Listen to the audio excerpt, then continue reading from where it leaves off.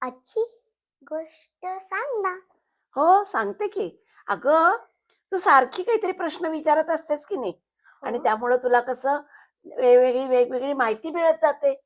हो, हो की नाही? हो. हां, मग तसं ना नेहमी प्रश्न विचारत राहावं. म्हणजे संकटात सुद्धा आपली सुटका होते.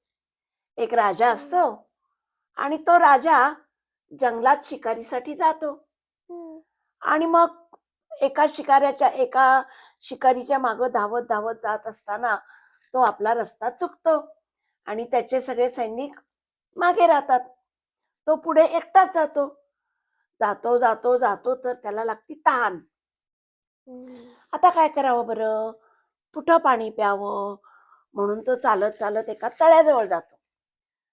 तळ्याजवळ गेल्यावर हं. असा पाणी पिणार तेवढ्यात त्या तळ्यातनं एक राक्षस आला आणि तो राक्षस टुन्नकडून उडी मारून त्याच्या पाठीवर बसला हं. आणि म्हणाला, "चल, मला त्या पलीकडच्या लांब तळ्यात ने. मला हं. तिथं जाऊन अंघोळ करायची आहे." हो का? हो. मग म्हणाला, "ठीक आहे, नेतो. नाहीतर मी तुला खाऊन टाकीन." "नको, नको, नको. मी देतो तुम्हाला." ठीक आहे. मग तो राजाला पण प्रश्न विचारायची सवय असते. मग राजा काय करतो, चालत निघालेला असतो. त्या राक्षसाचे पाय त्याच्या इथं आलेले असतात अगदी. पण पाय अगदी नाजूक, कोमल असतात. हा एवढा राक्षस, ह्याचे पाय कसे काय कोमल? म्हणून तो विचारतो, "मग मी तुम्हाला एक प्रश्न विचारू का?" "तू कशी विचारतीस तसं." हो. मग ते म्हणाले, "हो, विचार की विचार. विचार काय विचारायचंय?"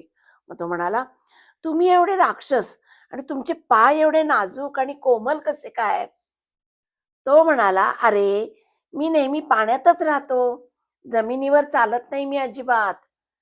या इथं राहतो आणि अंघोळ करायला, जेवायला दुसऱ्या तळ्यात जातो आणि मग तिथून परत येतो." असं काय म्हणाला, "ठीक आहे."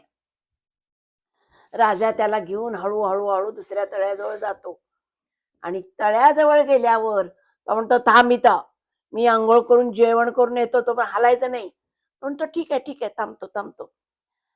तो आत पाण्यात गेल्याबरोबर राजा तिथनं धूम ठोकतो, पळत सुटतो. हं. कारण त्याला माहिती असतं, की त्याला तळ्यातनं बाहेर जमिनीवर चालता येत नाही. त्याचे पाय नाजूक असतात त्यामुळं. मग हं. त्यामुळं त्या राक्षसाकडनं राजा आपली सुटका करून घेतो. हं. अशा प्रकारे प्रश्न विचारल्यानंतर संकटात पण आपली सुटका होते. हं. आवडली गोष्ट? खूप आवडली मला आजची.